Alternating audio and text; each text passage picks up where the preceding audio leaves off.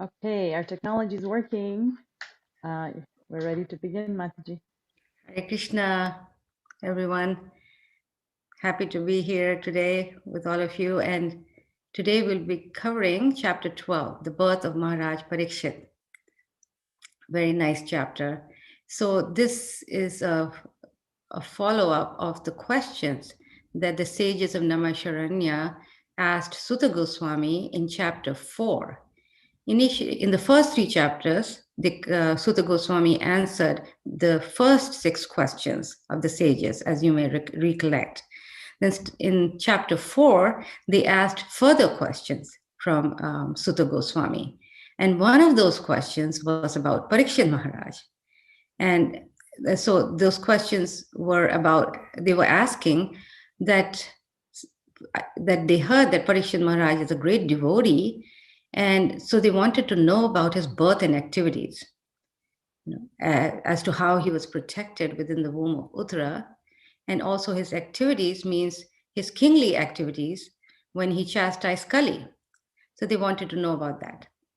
And then they also wanted to know that if he was such a great emperor and he was so exalted, so much exalted, that he was increasing even the prestige of his family, the Pandavas, which was not a very easy thing to do because the Pandavas were already very prestigious and famous.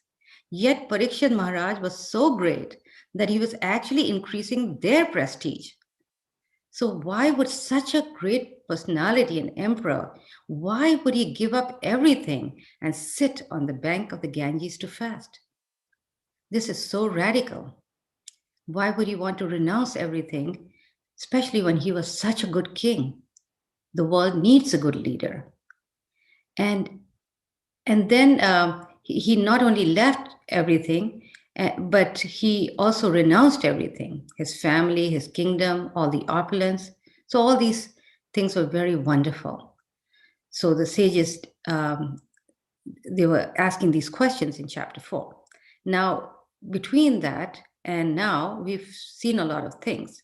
So instead of directly answering the questions of Parikshit Maharaj at that point, we heard about in chapter 7, for example, we heard how the son of Drona was punished.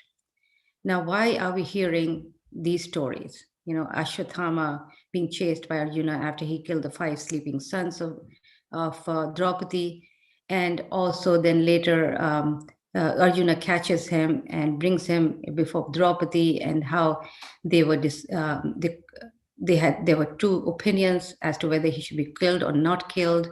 So in this way, and then we heard the prayers of Queen Kunti, where she besieges the Lord not to leave her. And so in this way, these stories were coming before the story of Parikshit, before the birth of Parikshit Maharaj that we will hear now in this chapter, is because Sutta Goswami, he's setting the scene for the birth of Parikshit Maharaj. All the events that happened prior to the birth. That's why we heard the end of the war of Mahabharata and what happened aftermath. So that paving the way of this birth of this wonderful personality.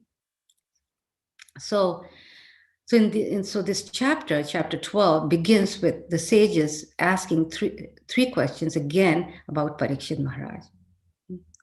So we will read some of verses.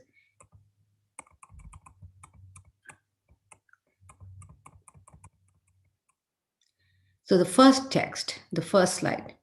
Shonaka uvacha ashwathamno parshtena brahma shishno tejasa uttaraya hato garbha ishana jivitaha puna.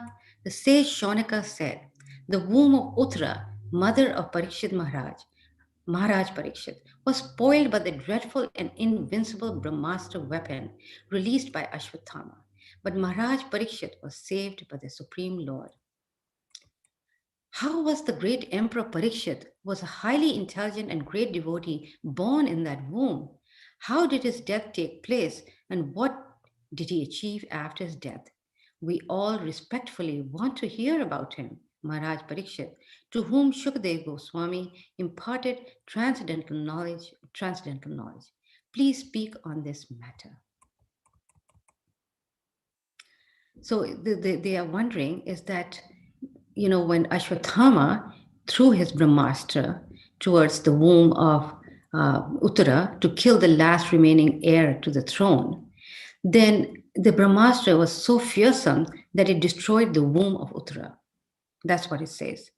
So in that womb, which was totally destroyed by this Brahmastra, how did Parikshit Maharaj take birth in that womb? And also, if Krishna, why he was, if he was protected within the womb, why was he not protected towards the end of his life when he was cursed to die in 7 days? Okay. So in this way, they're questioning that if if he's protected, he's such a great devotee that even at his birth he was protected by the Lord. Why was he not protected later on?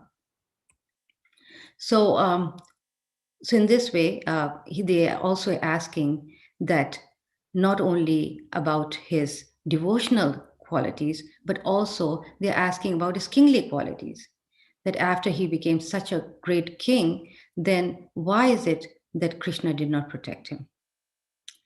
So, so in this way, in the purport, Prabhupada spends quite a bit of time explaining about good governments in order to, when this question is answered as to why, in terms of, why Krishna did not protect him later on, and also the great reign of Parikshit Maharaj.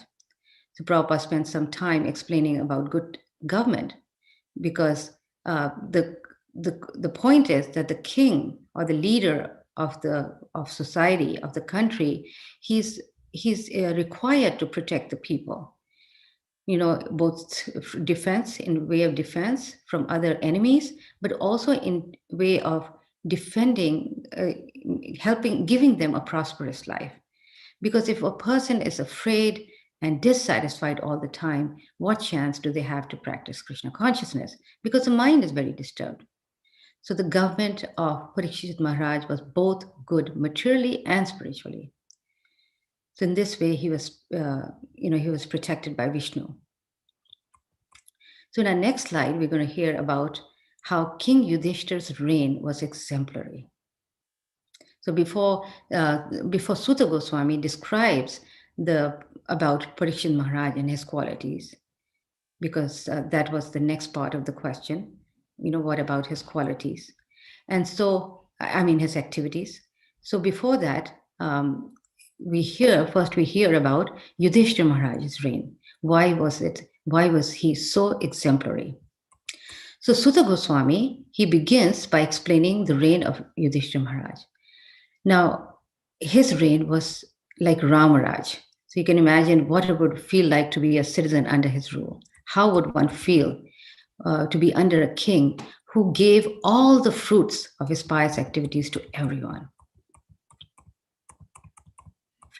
So in the purport, Prabhupada explains how Maharaj Yudhishthira, who was a personality of goodness, he wanted everyone under his administration, especially human beings who have better developed consciousness, to become devotees of Lord Krishna, so that everyone can become free from all the pangs of material existence.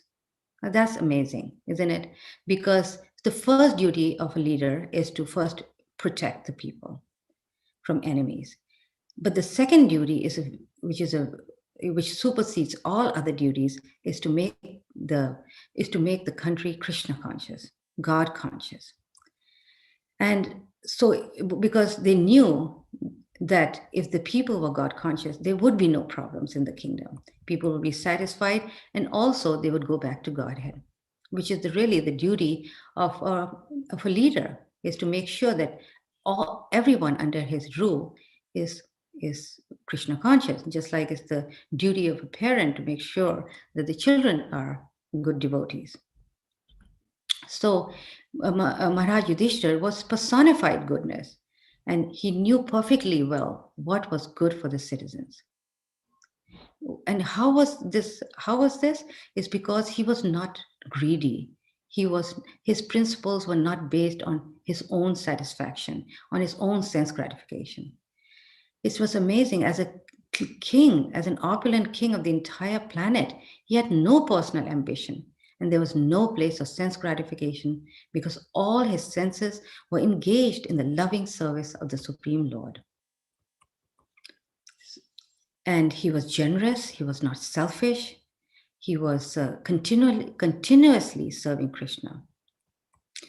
So in the next slide, it's a side point that I thought was very interesting, which is the purport of text 6, where Prabhupada explains it very nicely that even though everything was there, everything in the material world may be very prosperous, still people are hungry.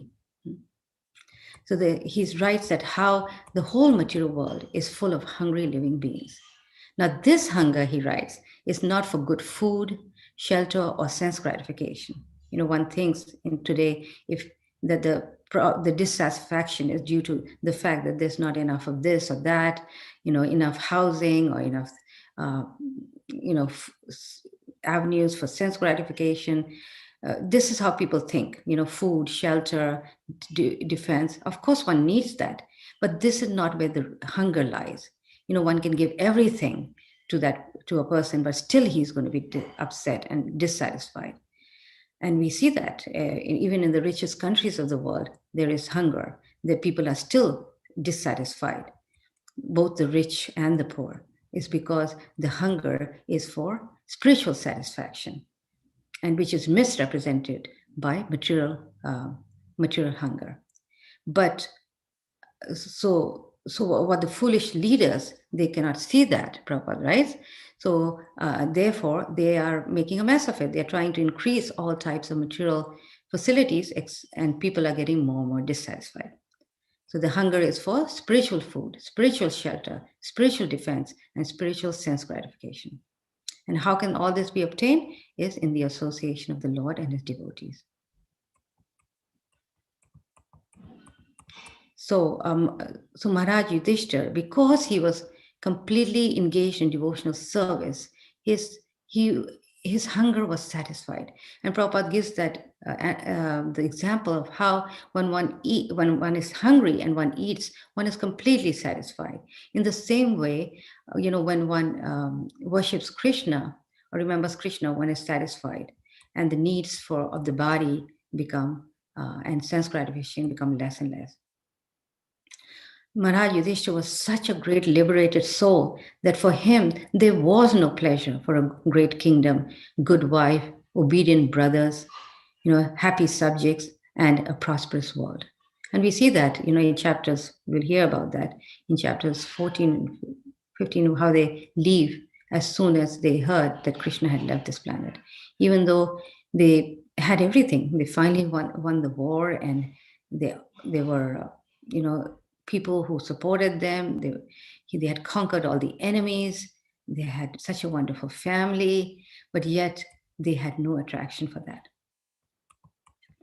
So in our next slide, we will talk about why was Yudhishthira Maharaj so qualified. Now, this is again a side point that can be raised, you know, in the form of discussion, because, you know, what are these? Because in Bhagavatam, we keep hearing about these great personalities, these Rajrishis. What is it that makes them so qualified? How come that's lacking today? And the way Prabhupada answers in this point is that it's all due to his continuous devotional service, because he was a pure devotee of the Lord. And because he wanted everyone to know about the science of Krishna. He knew the science of Krishna and he wanted others to know. And unless one knows the science of Krishna, one cannot be perfect. Unless one has knowledge in this science, one can acquire as many degrees as one wants, but he will not be qualified. He will not be a good leader, a good citizen. And so Maharaj Yudhishthira knew this, and he performed continuous cultivation of devotional service. Now, this is quite amazing. For an emperor who's ruling the entire planet, how would he also do this? how would he also do continuous devotional service? Is because he was dovetailing whatever he did for the pleasure of the Lord. There was not even a little bit of, of any motive where he was thinking about himself or his family. It was simply meant for the satisfaction of the Lord. So many wonderful examples, other examples we have. Arjuna, he was a warrior. He was fighting on a battleground, yet he was the greatest devotee because he dedicated his fighting to Krishna. And Maharaja Amrish in the 9th canto, he was also similarly, he was very, very great and opulent. His kingdom was very opulent, and yet he was spending his time in this process of devotional service, and Krishna was taking care of the rest of his kingdom. So, so in this way, we can see that what made him qualified.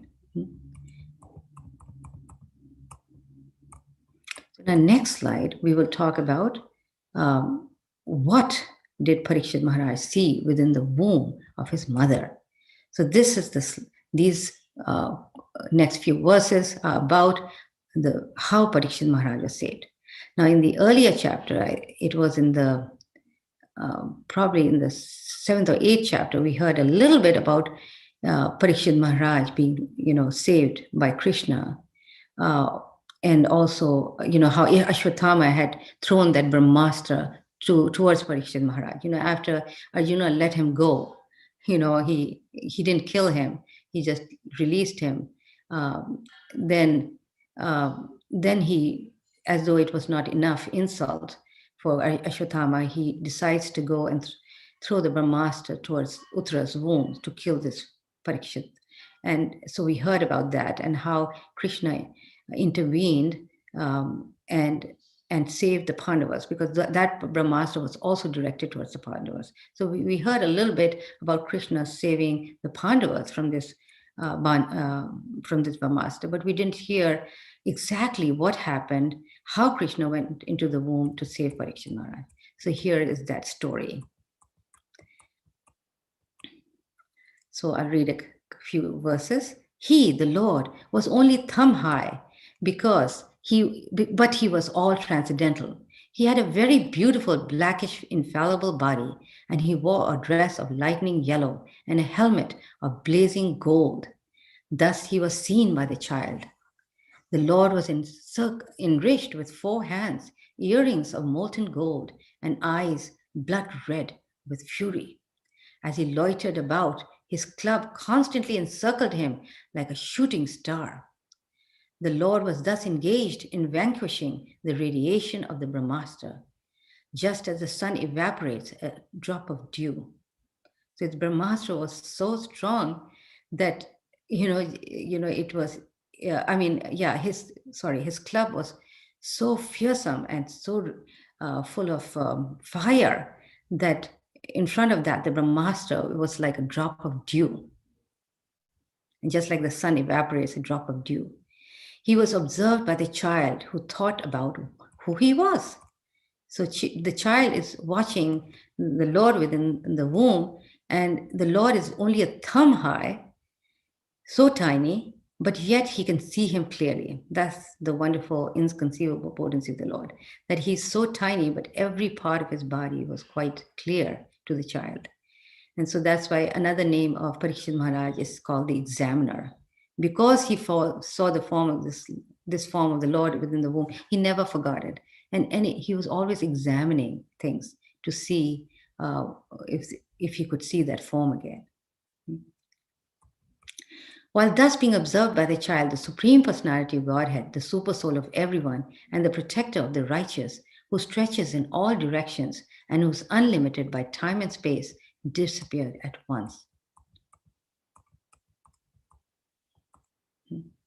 So a couple of points here, Prabhupada mentions that, first of all, that how Krishna will always protect his devotees. Right? In other words, no one can kill a devotee of the Lord because he's protected, if he's protected by the Lord. And no one can save a person whom the Lord desires to kill. The Lord is all-powerful, and therefore he can both save and kill as he likes. That's one point Prabhupada raises that purport. And the second one is that he became visible to Maharaj Parikshit, even in that awkward position of him being in the womb and in such a tiny space where he made himself into a shape which was just suitable for the vision of Parikshit, right? So the Lord can become bigger than the biggest and smaller than the smallest. How tiny he can become. And Prabhupada emphasized the point that there was no difference between the thumb-like Vishnu within the womb and also the full-fledged Narayan in Vaikuntha Dham, the kingdom of God. So we can, this becomes a very nice point in terms of how Krishna can become the bigger than the biggest or smaller than the smallest. You know, in the slide, I brought a few examples of Varahadev, how, you know, when he came out of the nostril of Brahma, he came out very tiny. It's a beautiful description of how, Varahadev came out and how he became bigger and bigger and bigger. He became so big. He was spanning the entire sky. And such a beautiful form. And when the demigods and the sages saw him, they were just overwhelmed and reciting prayers in glorification of this beautiful form of the Lord. But he started very tiny. He was very, very small when he first began. And then, of course, another example is Devaki. You know, when Krishna appeared to Devaki and Vasudev, he first appeared in the form of Narayan, very majestic. And then, of course, we know the story of how they requested the Lord to become a little baby, right? So in this way, we can discuss nice examples and make it very interesting for the children. And in the next slide, we will talk about another side point is that Prabhupada mentions, is how can we see the Lord? So Parikshit Maharaj saw the Lord within the womb. So he's a great soul. But how can we see the Lord? This is very amazing how, we are always, as readers of Srimad Bhagavatam, we are so encouraged, you know, where we feel, okay, well, we may feel sometimes that these personalities are so out of the world and so amazing, you know, what are we? What chance do we have? But many times, you know, the Acharyas and Srila Prabhupada brings home the point, no, we can also see the Lord. And, in another, when another purport Prabhupada mentions that how, he actually quotes Jiva Goswami where he said that every child can become a Parikshit because if he were just to be trained well, you know, just like Parikshit was such a, you know, great soul, he was trained by his wonderful Pandava family. In the same way, every child, if she or he is trained well, then can also become like Parikshit.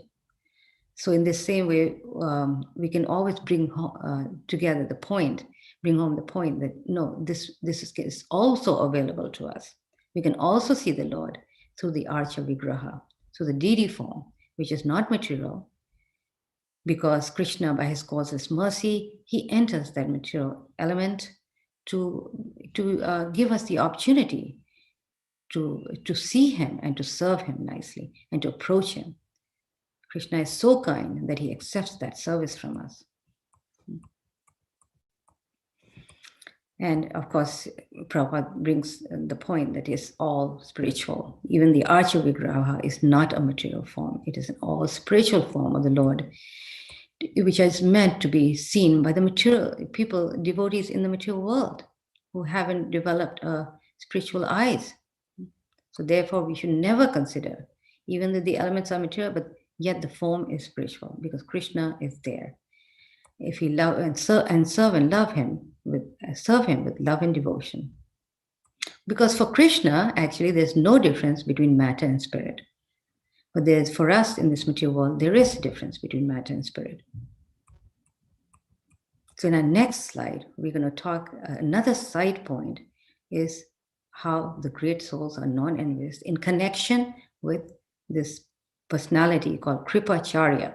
And that's in text 13, where Kripacharya, interesting personality, he had taken part in Abhimanyu's killing, where, you know, we know the story that during the war, how Abhimanyu, got into the, on the Kaurava side, and he tried to break their formation because he had learned the art while he was in the womb of his mother, but he hadn't learned the art fully. So he did not know how to get out once he infiltrated the army formation.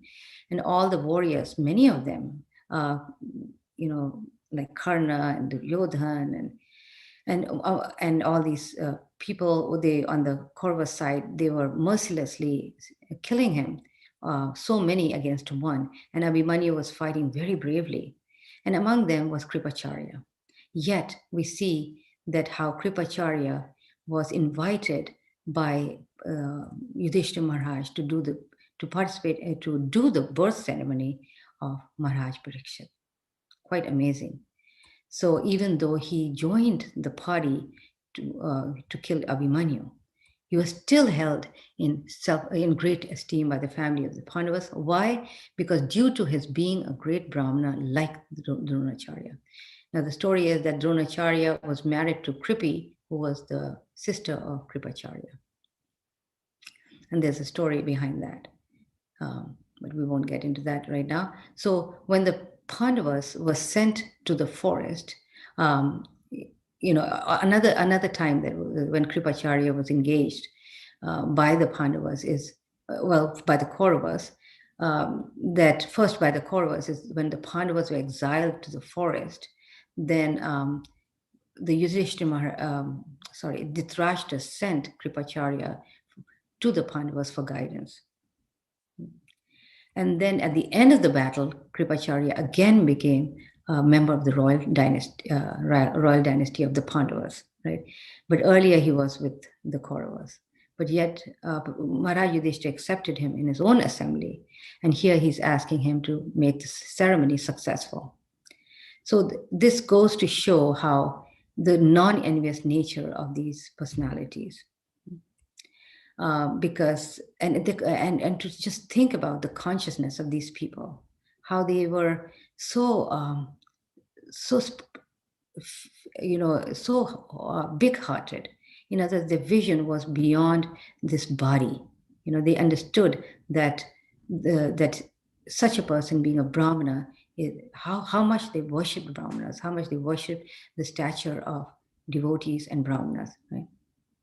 Another time that Maharaj Yudhishthira engaged Kripacharya is when he was retiring and he was leaving the palace for good to go to the Himalayas towards the last part of his journey. He entrusted Kripacharya with Maharaj Parikshit. And that time Maharaj Parikshit was not old enough to be on the throne. And he left home very satisfied because of Kripacharya's taking charge. So another point that goes to show that Prabhupada explains is that these great administrators and kings, they always took guidance of the learned Brahmanas. Always. I mean, these people were very intelligent. And Kshatriyas were supposed to read Shastras and know Shastras very well. So it's not like they didn't know anything. They knew everything. It's just that they did not engage in the practice, in preaching. But they were required to know the Shastras. So they were intelligent. But yet, how for everything, they took the guidance of Brahmanas. And this is a great point for us, to understand that how one should always, appreciate, wisdom, of those who have had, who have wisdom and also have experience. Okay, so now in the next slide, we will now begin to describe about the kingly qualities of Maharaj Parikshit. We've been hearing about his devotional qualities, how he was protected. He must be such a great personality because he was protected by the Lord. And somebody who's protected within the womb, there's no question that he's such a great devotee of the Lord. Right? Now, what is it that makes him great in his activities as king? So so Yudhishthira Maharaj, after Parikshit Maharaj was born, he asked the sages to make predictions about this child. Now, this is in Vedic culture, when a child is born, first of all, he's given immediately a name. And then the parent asks an astrologer to give the astrology of the child to give an idea what the child is going to be like. So the first slide is about Lord Ram, that he would be like Lord Ram. So before that, which I don't have a slide for today, is how Parikshit Maharaj was a maintainer. And I thought that was a nice point to just briefly mention, and the example is given of King Ishvaku, how he was maintaining the kingdom. Now, who's King Ishvaku? He was the son of Manu Vivaswan. So in this way, he was maintaining, and these saintly kings in the parampara, they maintained everyone, not only the humans, but also the animals, everyone. And because they considered every living entity as their praja, as under their protection. And that is a very important point to remember, is that how these great souls, their distinctive feature was that anybody under their rule was protected. There was, in the 10th canto, there's a story about a Brahmana whose son died prematurely. And he was very upset, and he went to King Ugrasena, and he was complaining that he said, "You are a fake king. How is it that my son has died prematurely?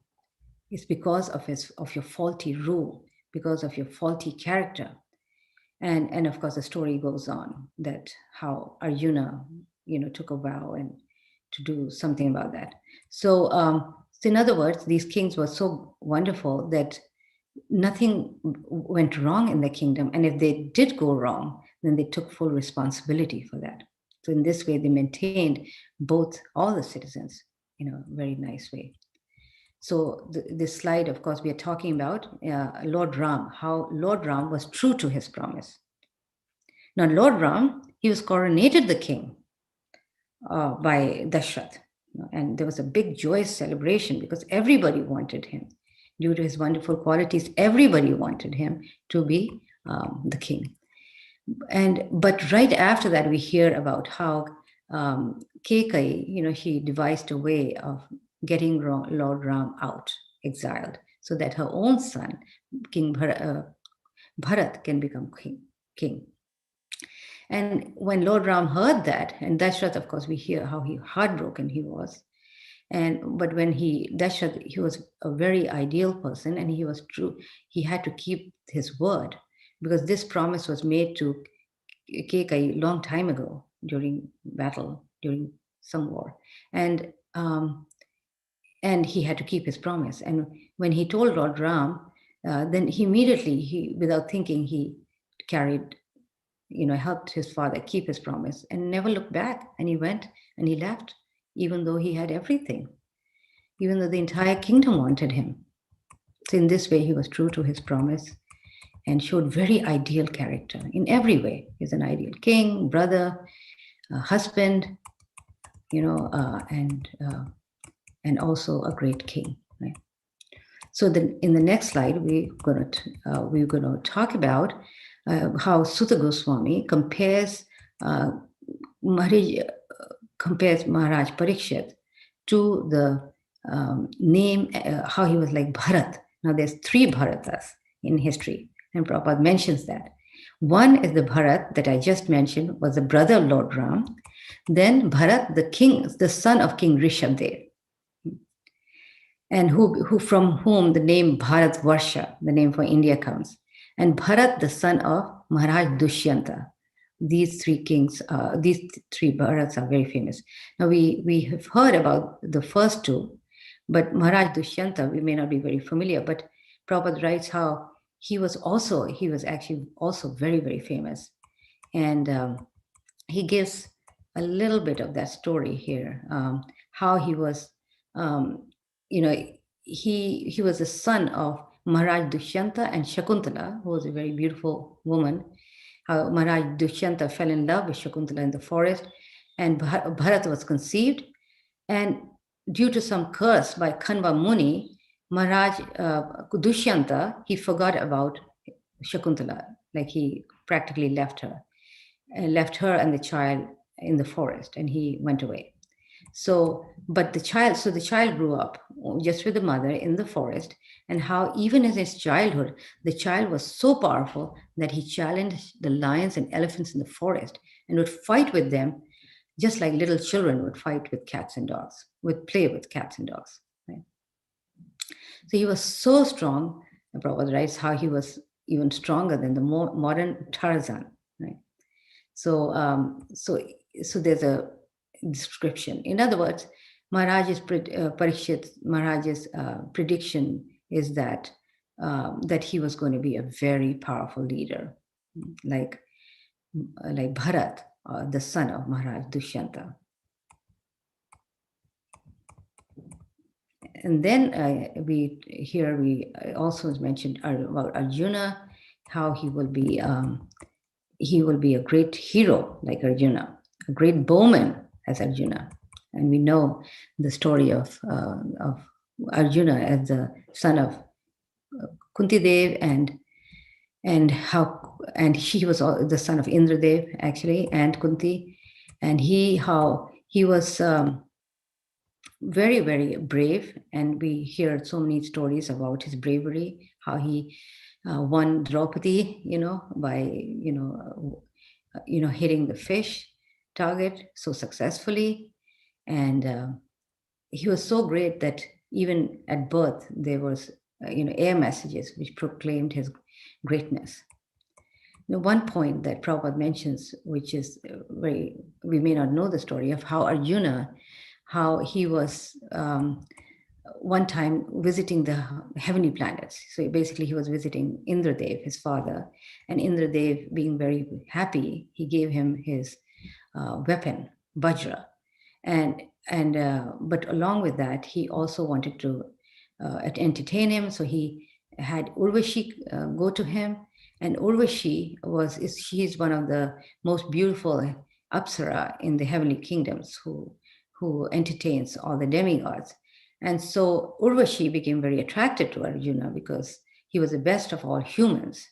And so she approached him, and Arjuna, refused, and he closed his eyes and said that you're just like my mother, just like I would see my mother, Kunti. You're just like my mother.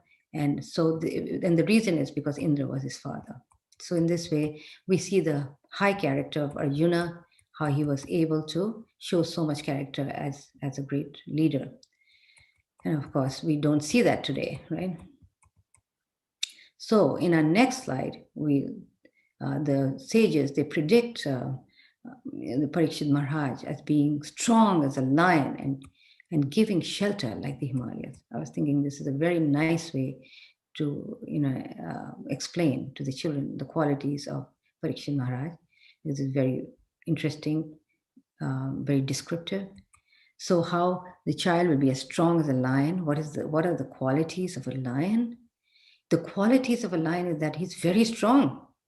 When he chases an enemy, one can take it for granted he's going to overcome that enemy. Right? So he never loses. He's always winning in his chase. Right? So in the same way, the leader should always be similarly, always successful in his chastisement of bad elements. He should never fail in his duty of chastising an enemy. And why is he compared to the Himalayas? Because the Himalaya mountains are famous for giving shelter, for having all kinds of richness. There are many caves to live in, very amazing trees of good fruits, good springs to drink water from, drugs, minerals, medicines, and minerals to cure diseases. So anybody who takes shelter of the Himalayas can have everything that they need. That's why the sages in the olden times, they would go to take shelter under the Himalayas. So in this way, and also it's mentioned how how the mountains are also forbearing. How they will take all types of burden.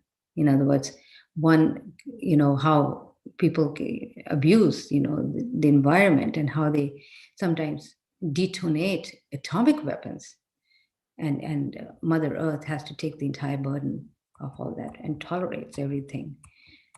So, so in this way, Maharaj Parikshit will be very tolerant of all the citizens, whom he will treat like children.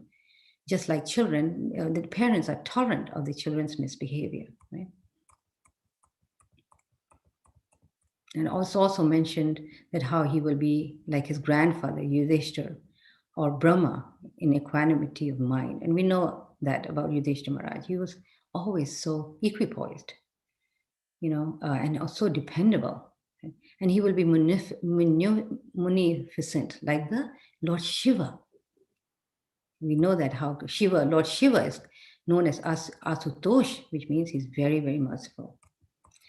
And then, of course, in our next slide, we're going to talk about how Parikshit Maharaj was predicted as a great donor like King Sibi, and also generous like King Rantideva. So the story of King Sibi is so attractive to children. It's found, in the Mahabharata. Actually, it's mentioned in the Mahabharata. But Prabhupada here in this purport of 24, he gives the story of Sibi and how Indra, he assumed the form of a falcon, right? And Agni became a pigeon, actually. And how they wanted to test him. They wanted to test the king of his, how charitable he would be, because he was known like that. And so the dove, the eagle, the falcon, he approached the king and asked for refuge. And the pigeon, he asked for refuge. So the little pigeon is flying, and the eagle is chasing the pigeon. And so the pigeon takes shelter on the lap of King Sibi as he was sitting there. And the eagle is behind him, and the eagle asks the king to let go of the pigeon because that's his food. Now King Sibi is in a big bind because here he cannot deny the eagle his food because that's his food, but at the same time he's taken a vow to protect everyone, including animals and birds. So how is he going to solve this problem?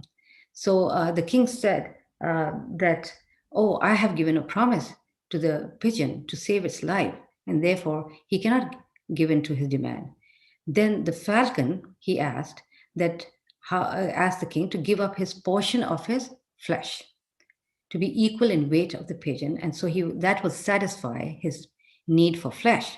And the king agreed. King Sibi agreed to do that, and he began to cut a portion of his thigh and weighed it in the balance against the little pigeon. Now that should have been enough, right? After all, pigeon is not very heavy, right? But miraculously, the weight of the pigeon was greater. Then the king proceeded to cut other parts of his flesh from his body, portions of the flesh from his body, and weighed them in balance. Still, it was found that the pigeon was heavier in weight. Right? Finally, the king placed himself in the weighing scale and offered himself his whole body to the eagle. So when this climax reached, the falcon or the eagle, he assumed its real form as King Indra, and he praised the king for his heroic sacrifice and for the sake of the pigeon. And they said, "Dear king, your fame will last so long as the world lasts." So this is a very unique story for our children in many, many ways, that how a person should entertain love towards all living beings. And this is the nature of a pure devotee, how he doesn't see anybody lesser because he sees the soul within everybody, So about Rantideva, a little brief description about him. Prabhupada mentions in the purport how one time he was fasting for a very, very long time, many, many thousands of years. And then he finally decided to break his fast. And just about when he was sitting down to break his fast to eat, a Brahmana came in and asked and said that he was hungry and he needed some food. And Rantideva gave a portion of his food. And then I believe more and more people came to ask for his food. And he kept giving away all his food. Finally, all his food was gone. And then someone came to ask for water. I'm not sure, maybe it was a dog or something. But Rantidev gave the water also. So he had no water, no food.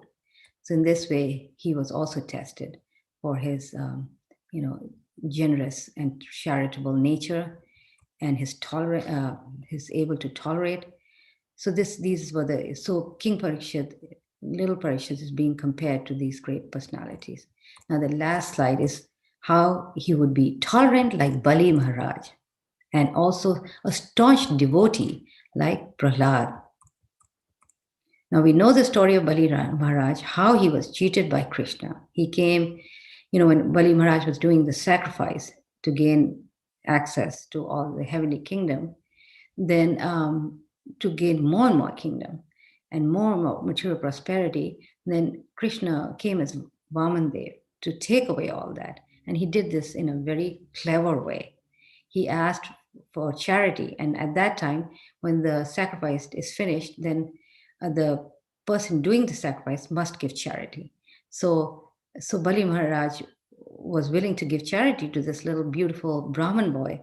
And Vamandev asked for only 3 steps of land. And Bali Maharaj, we hear the story of how he was quite surprised. And he said, look, I'm really wealthy. You can ask for so much more.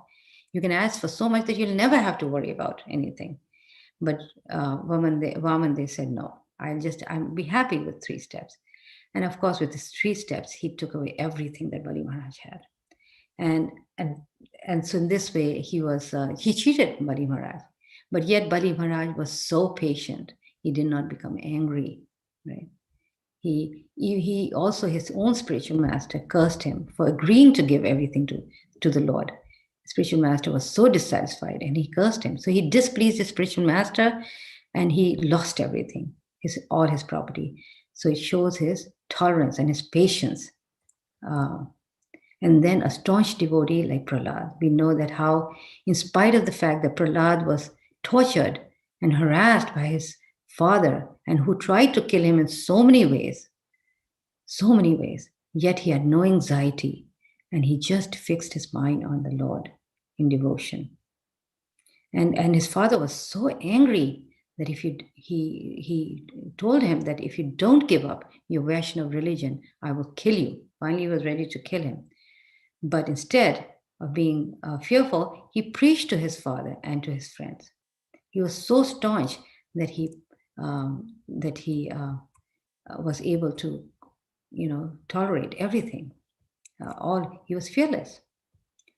So in this way, Maharaj Parikshit's future is being predicted here in such a wonderful way about this great personality. And there's a few more verses after that about Yudhishthira Maharaj doing the birth ceremony and being very satisfied. And last text 30 is about, I'll read that verse. So his son would become famous in the world as Parikshit, the examiner, because he would come to examine all human beings in his search after that personality whom he saw before his birth. Thus he would come to constantly contemplate upon the Lord. Okay, so I will stop here and ask Sri Radhika to explain the activities in a guidebook. Thank you very much. Can you hear me, Mataji? Yes. Mm-hmm. Okay, let's just switching to a different audio. Okay, couple minutes to start my technology.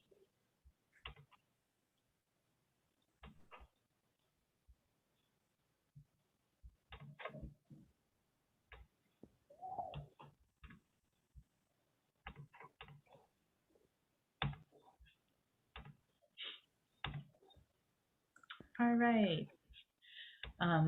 So it's a really wonderful chapter and such a detailed presentation by Mataji. All these presentations are uploaded in that Google Drive.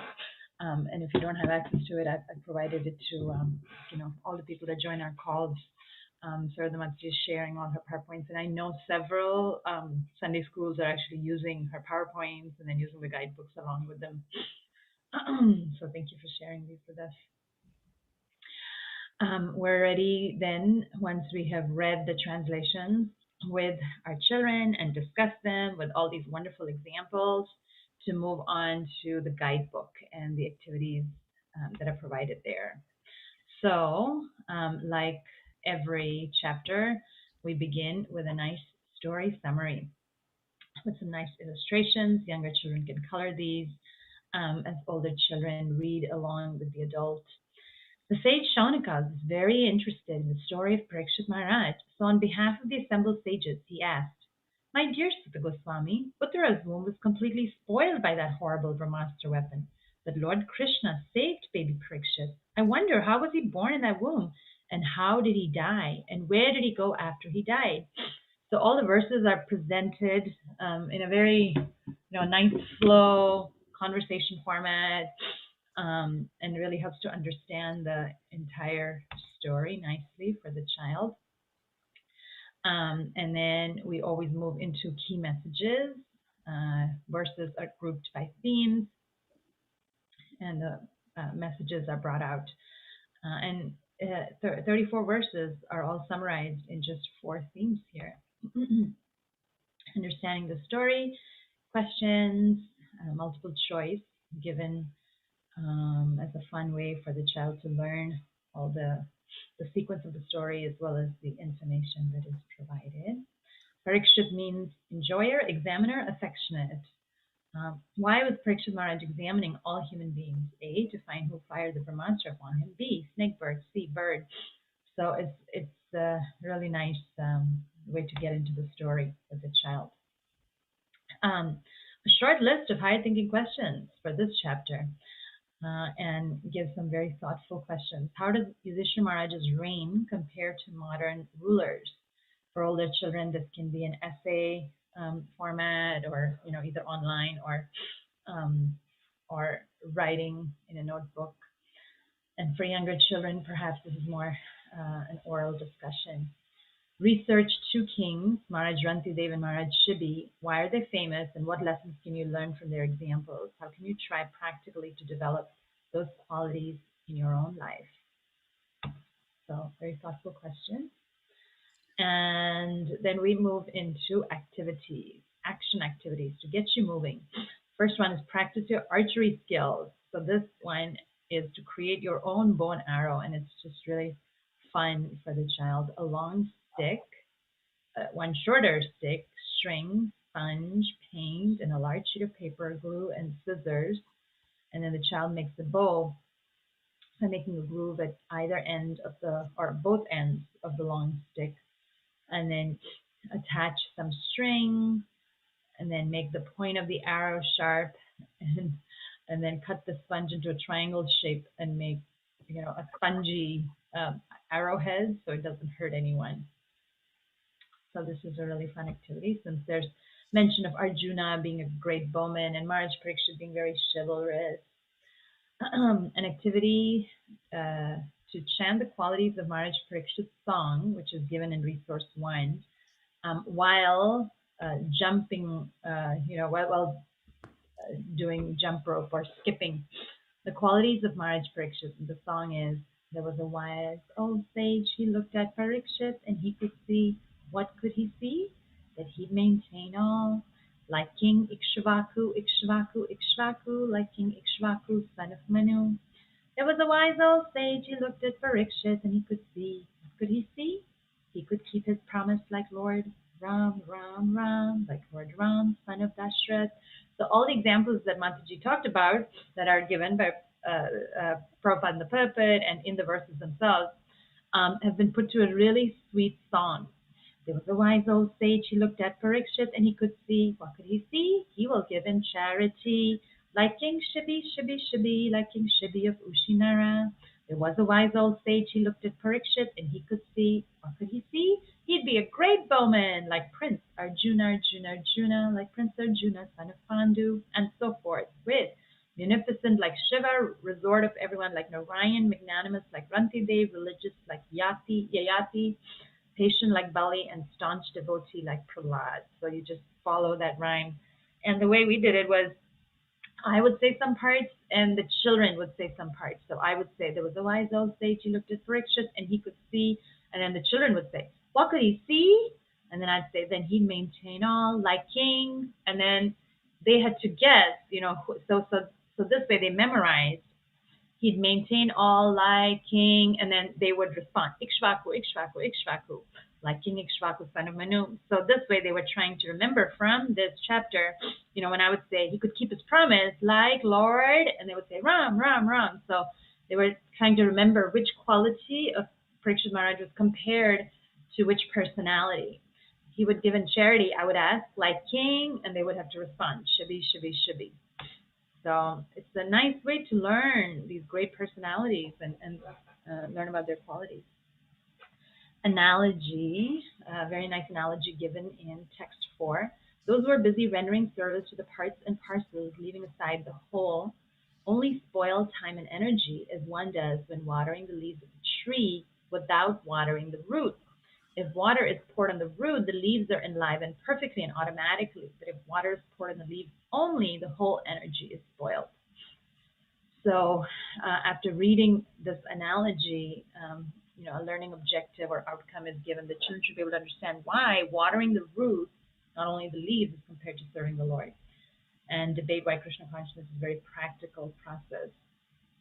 So it's an activity that involves leaf printing, and the children go out and bring leaves from a garden or a local park, and plain paper, water-based paints, metallic paints, paint brushes, and glitter, and then take. So the instruction is the leaf is a part of a tree, usually attached directly to the stem or a stalk. And they fall off trees in preparation for the winter. They cannot absorb or preserve water. This is one of the reasons why we water the roots instead of the leaves.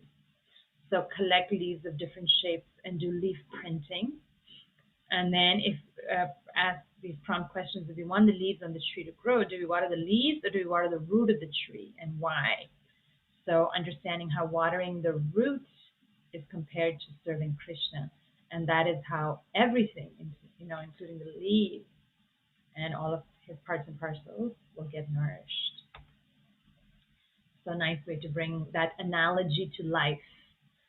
Nice way to have an impression in the child's body of experiencing this analogy from the Srimad Bhagavatam. Comic strip, at least my kids are really into graphic novels and comics. So I really enjoyed this one. Description. This is such an action-packed chapter. Bring it to life by creating a life-size comic strip that you can put up on your wall. Comic strips are a great way to bring out the artist and storyteller in you, and they're also easy.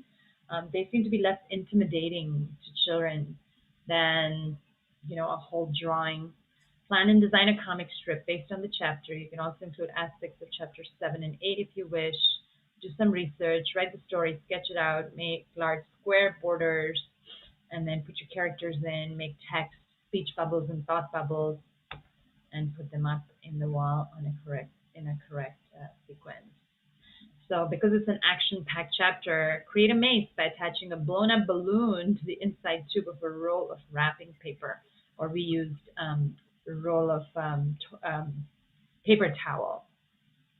Read through the description of how this was used to protect Maharaj Parikshit within the womb, and you can use this in a role play. Comparisons activity. So read the descriptions of how Krishna looked when he came to protect Maharaj Parikshit in the womb, and then complete this table, which is given in resource 2. All the resources are given at the back of every chapter, which brings out the similarities and differences of Krishna inside the womb and on the chariot. So such a nice way to delve deeply into this text. So Krishna on the chariot, how many arms did he have? And Krishna in the womb of Uttara, how many arms did he have? What weapons did both of these Krishnas have? What kind of jewelry? What skin color? How big were they? Because we heard of how in the womb he was just the size of his thumb. How are his eyes? So, again, doing this book and doing these activities with the children has really helped me dive deeply into these verses. Otherwise, I'm just reading the purport, and like an adult, you read, but doing all these activities with the child really brings Bhagavatam to life for both child and adult. Birth celebrations. The birth of a baby is such a joyous occasion. Research how different cultures around the world celebrate the birth of a baby. And read in Krishna book how Nanda Maharaj celebrated the birth of baby Krishna. And in Lilamrita how Srila Prabhupada's father celebrated the birth of Abhay Charan, his dear son. Ask your parents how they celebrated your birth. They may have kept congratulation cards, letters received from friends, family, filled with blessings and good wishes, and asked them to show you.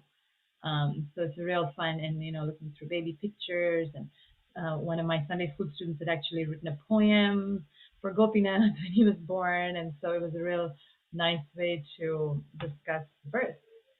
And we also went into how the Bhagavatam says that the child at the time of birth, when he's fondled with all this affection, forgets everything that he had remembered in the womb. Writing activities. Imagine that you are Parikshit in the womb. Write a diary entry about how you feel, seeing the Brahmastra coming towards you, and describe your thoughts and feelings when you see Krishna entering the womb to protect you. So very nice creative writing. Again, working on grammar and writing and punctuation and spelling through this exercise. Create your own crossword puzzle or word search based on this chapter. So resource 3 is a crossword, and you write down the questions, and then the children came prepared during the week, and then on Sunday we exchanged, and a peer solved their crossword and also a word search. There's another chapter that has this designing a word search, and coming up with a list of 12 words, and we took them from the story summary. And I told them to stick to nouns from the story summary. So that's another way to teach them grammar. Select nouns, don't select verbs and other parts of speech. And then put those words in here, and then fill up the grid with other random letters. Maharaj Parikshit is such a glorious personality. The sages foretold that he will have some outstanding qualities. Research 5 personalities that I mentioned that are also famous for having these qualities, and think about the type of information that would be useful to know about them, and use the information that you gathered to compile a fact file about these personalities. Design an acrostic poem, so writing Maharaj Parikshit, all the letters, and then listing out his qualities for each of the letters to describe Maharaj Parikshit, magnanimous and so forth. Looking up these keywords to see what they mean. Of course, you wouldn't find some of them like Brahmastra in a dictionary, but others could be found in a dictionary. Gives children the tools to look up dictionary, which now is becoming quite an obsolete skill. More and more children are looking up meanings in online dictionaries and don't have to bother looking through words alphabetically in a real dictionary. And then, I'm sorry, there was a question in the chat. Go back to where I was. What word fits the clues? So read the clues in the boxes and identify the corresponding word or phrase from the words in bold. So the Pandava family went there to mourn for their dead relatives. They also bathed there. So, of course, that is the Ganges. She ran up to Krishna for protection when the child Parikshit was in her womb. So that's Uttara. So again, very, very beautiful way to learn the chapter. Krishna saved baby Parikshit, a nice poem. Krishna was about to leave, but Uttara said, "Save me from this fiery arrow. It will burn my embryo." "Oh, no, no, oh, no, no." The Pandavas prepared to fight, but oh, that arrow was such a sight. So Krishna used his chakra to save the Pandav brothers. "Oh, yes, yes, oh, yes, yes." Then Krishna went inside the womb, but there wasn't so much room. So he reduced the size of a thumb, and baby Parikshit saw him come. "Oh, wow, wow, oh, wow, wow." He saw Lord Krishna with 4 arms, swinging a club in his palms. It looked like a shooting star, and baby Parikshit had no scar. "Oh, Hare Krishna, oh, Hare Krishna." So you can tell, this is probably for younger children. And there are varieties of activities enough to engage the younger and the older alike, or all and everyone in between. And answers given at the end of the chapter to the questions that really have a set answer. Most of the questions in this chapter are kind of free-flowing, and many potential answers are possible, and therefore the list of answers is quite short. It's only for 2 of the exercises, understanding the story and the keywords. So these books are available via Amazon and Golden Age Media. That's all I have.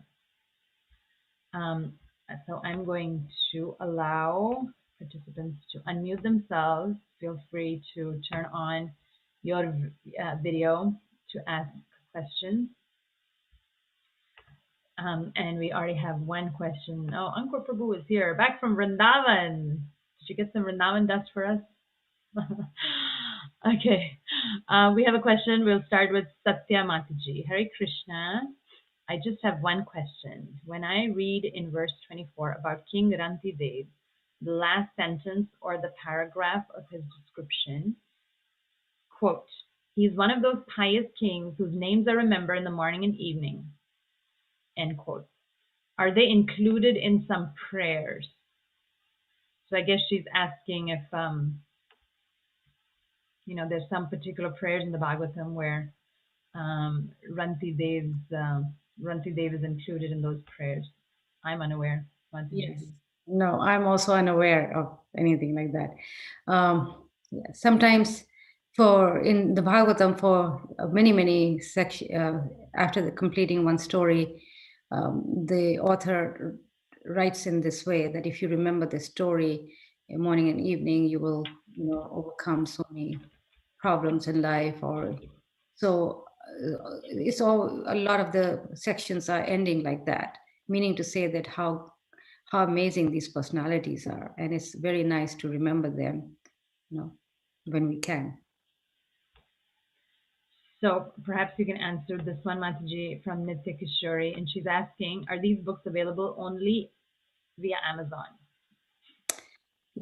Yes, they're only available through Amazon, but in India there's a local publisher who's printing these books, and they are available it is available on Amazon, but they're very, very expensive. For India, I would suggest to go through this publisher. His website is goldenmedia.com, and his name is Nandajivan Prabhu. His information is there, right, Radhika? Nanda Gopal Jivan. Yeah, Nanda Gopal Jivan, yes. Yes, and I just sent goldenmedia.com in the chat, Nanda Gopal Jivan, his name, and I'm going to send his WhatsApp number in the chat as well. Yes. And these books are all available with him, they're very, very reasonable. So you can receive them in India like that. But for America, yes, Amazon would be the best way to get them. Or the UK.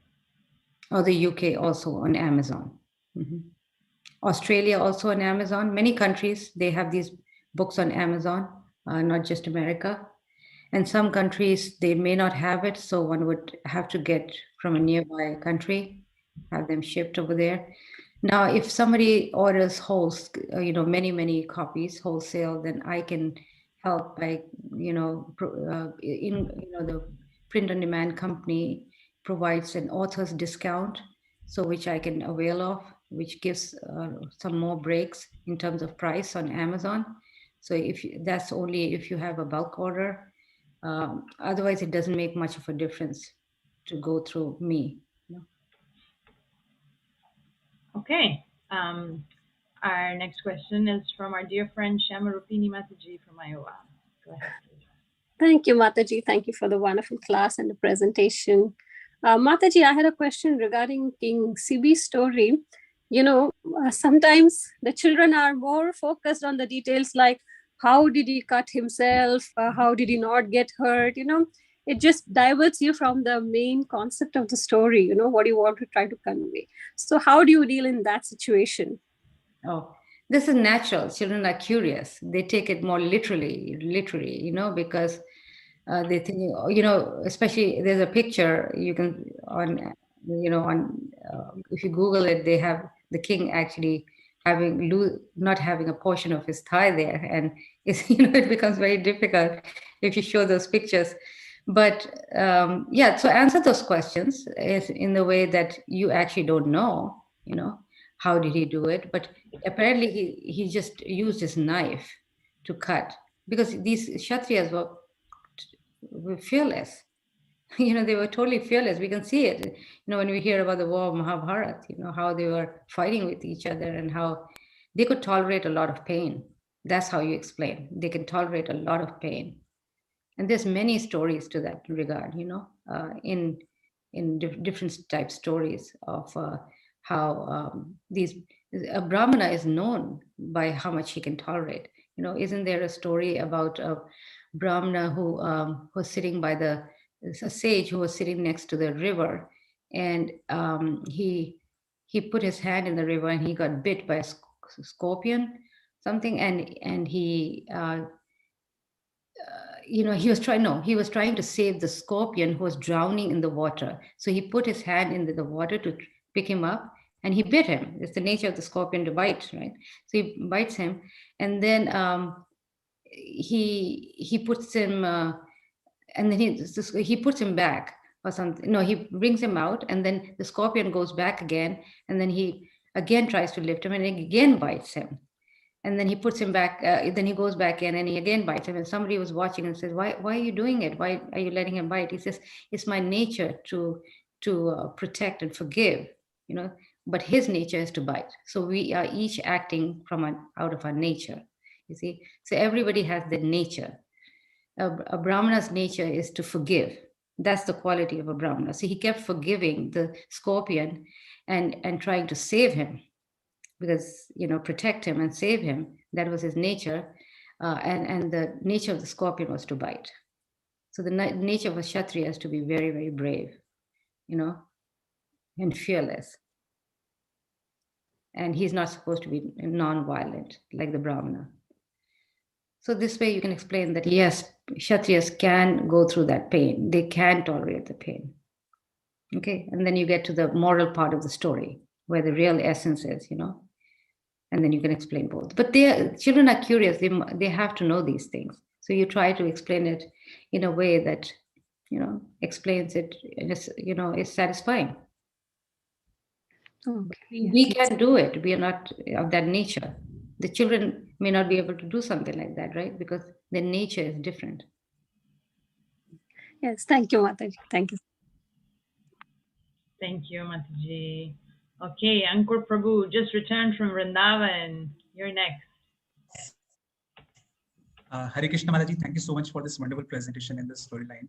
I was missing the class, like when I was Vrindavan last weekend, so I missed the classes. For 2 weeks. I just missed the classes. Oh, okay. So now, well, the recording is there. The recording is there. You can always catch up. Can we miss your nice question? I will catch up with the recording. Yes, definitely. So I have a small question. Like I was noticing this one thing, that whenever Krishna gives, he appears in front of a devotee. So he's in the four-handed form, or as in he gave darshan to Bhishma Dev in his mind. So it was in the four-handed form.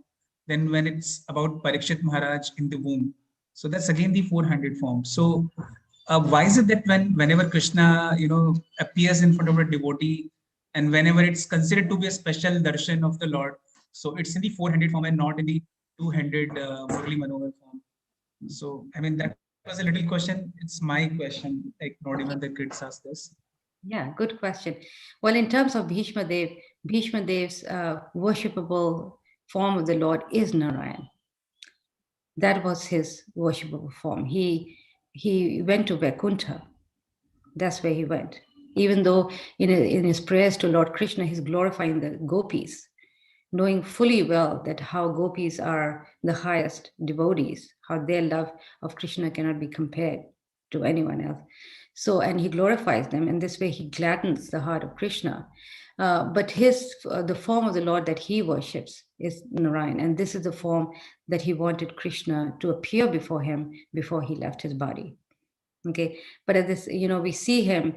His form of seeing, he also had Virya Rasa relationship with him, where chivalrous relationship with Krishna, where he wanted to see the Lord in this fighting spirit, as a charioteer driver, of Arjuna. So that form also attracted him, and this is the form of the Lord in the battle. That's what his attraction was.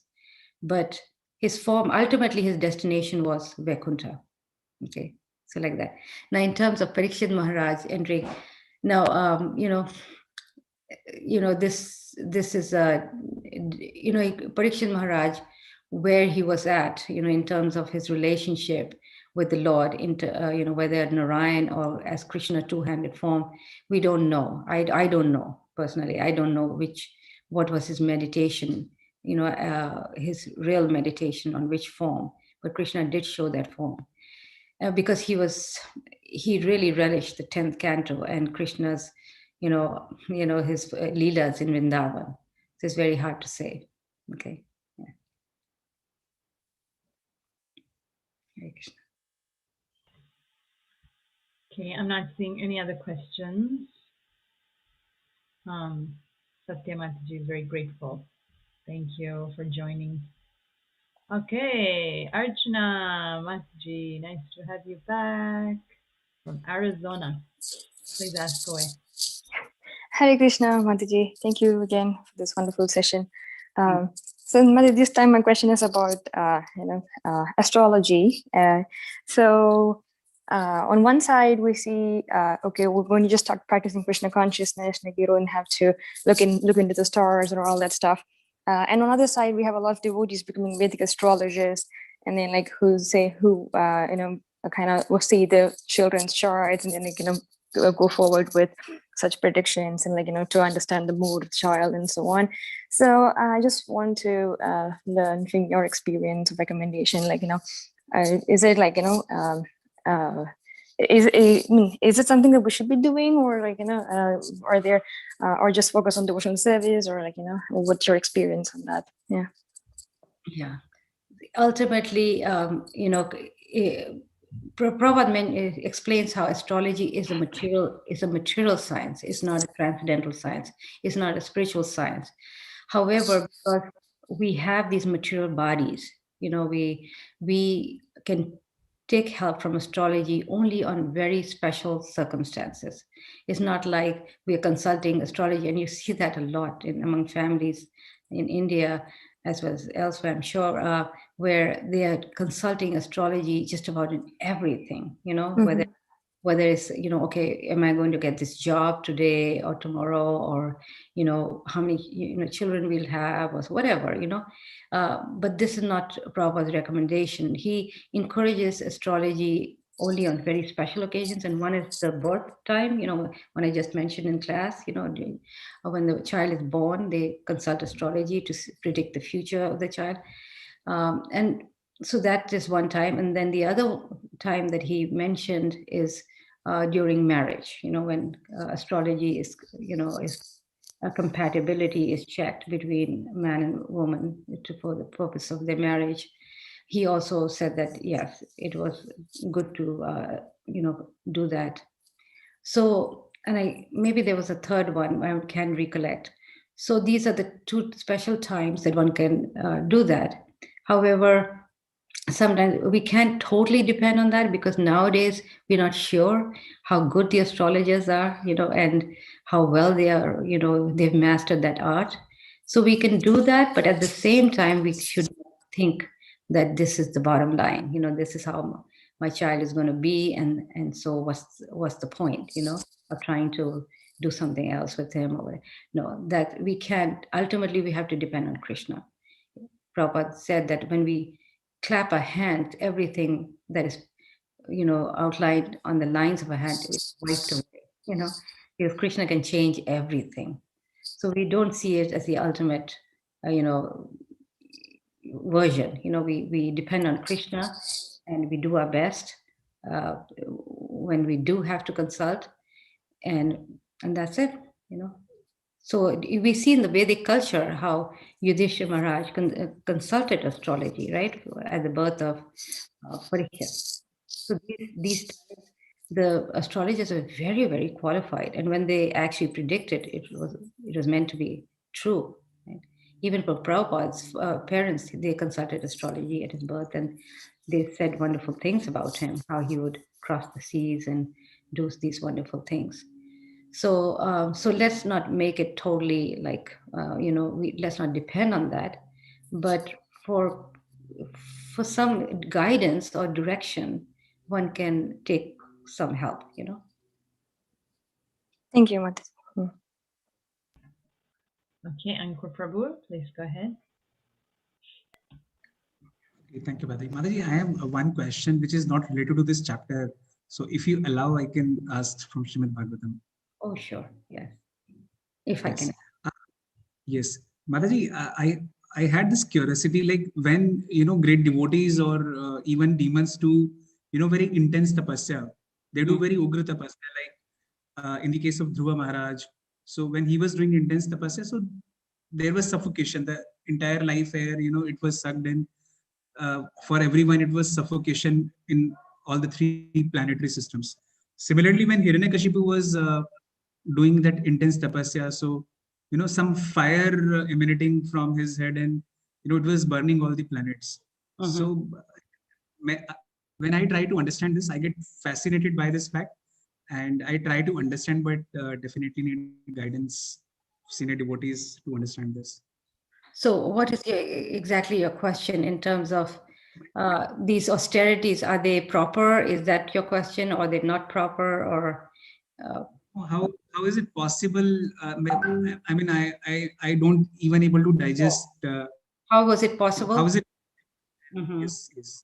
Yeah. So, well, these people had, great power. When in the case of Dhruva Maharaj, who's a great devotee of the Lord, Krishna gives that power. They could, like Hanuman. He had to cross the ocean. I mean, Lord Ram had to make a bridge to cross the ocean, but he could just cross a flyover, right? And he didn't know that, and he had to actually pray to invoke that knowledge that he actually had the power, to do that. And then once he remembered the Lord, he realized that actually he has the power to fly across the ocean. So in other words, a pure devotee like Hanuman or Dhruva Maharaj, they have these powers. They just don't use it. They just don't use it, but they will only use it during the times of need. And similarly with Prabhupada, he look at what the miracle he did. He just one person, and he changed the hearts of thousands of people, right? So, so this is how we understand that Krishna actually, and they use it only when it's necessary. So in the case of Dhruva Maharaj, he was a little child, and he became very powerful just by his devotional service. And Prabhupada writes how he was, due to the power of his devotional service, he could, close the holes of the entire universe where everybody felt suffocated, right? So in other words, in the same way, a pure devotee, by his power of his devotional service, he can control, or change the lives of thousands of people. Now, that's the quality of a Mahabhagavat. Only a Mahabhagavat, when he preaches, he affects the hearts of thousands of people. Whereas somebody lesser than that will affect the heart of maybe, a couple hundred people maybe in their life, or maybe just their temple, like that. But these Mahabhagavats are just, they can control, they can be equally as powerful as Krishna. Okay, so that's how we understand a devotee. In terms of Hiranyakashipu, we know that his austerities was detrimental to him and to others, right? So it was done out of pride. And they can go through that. They have developed enough mystic powers where they can control. It's yoga, They know how to, control their life airs and their, by which they can ignite themselves. We hear that in many stories in the Bhagavatam, how Prithu Maharaj went and there was he ignited himself and there was a fire, right? Like that. So they could invoke these yogic powers. They were all trained. Growing up, Dhruva Maharaj, all these personalities were trained in Ashtanga Yoga. Even Devahuti knew Ashtanga Yoga. She was a woman, and even she was trained into, yoga.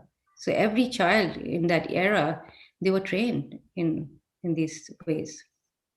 Of course, for a demon, it's different. The motive is very detrimental. Yeah. Great. Thank you, Prabhu. Okay, there are no more questions at this point. Just a couple more minutes, see if anybody has a question. Otherwise, we can end a few minutes early today.